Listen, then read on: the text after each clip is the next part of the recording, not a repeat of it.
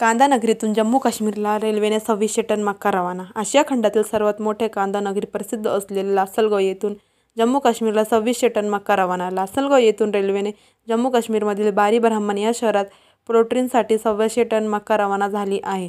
नाशिक जिल्ह्यातून प्रथमच मक्का हे जम्मू काश्मीरला पाठवण्यात आले आहे। यंदा जम्मू काश्मीर येथील मक्याला मागणी होत असल्याने लासलगाव येथील मक्का निर्यात केले जात आहे। जम्मू काश्मीरमध्ये मक्का निर्यात होत असल्याने याचा फायदा या परिसरातील शेतकरीला होणार आहे। यावर्षी पाऊस चांगले झाल्याने मक्याची मोठ्या प्रमाणात आवक होत आहे। लासलगाव कृषी उत्पन्न बाजार समितीमधून खरेदी केलेला मका हा जम्मू काश्मीरसाठी पोल्ट्री फीड खाद्य बनवण्यासाठी रवाना होत आहे। भविष्यातील मागणी पाहता शेतकऱ्यांना जास्तीत जास्त भाव देण्याचा आमचा प्रयत्न असेल व अजून एक रॅकची समोरच्या कंपनीकडून मागणी आहे व ती लवकरात लवकर आम्ही पूर्ण करून शेतकऱ्यांना जास्तीत जास्त भाव देण्याचा आम्ही प्रयत्न करणार आहोत। कुठे जाणार आहे हा मका जम्मू काश्मीरमधून बरी ब्रह्मा या गावी जाणार आहे।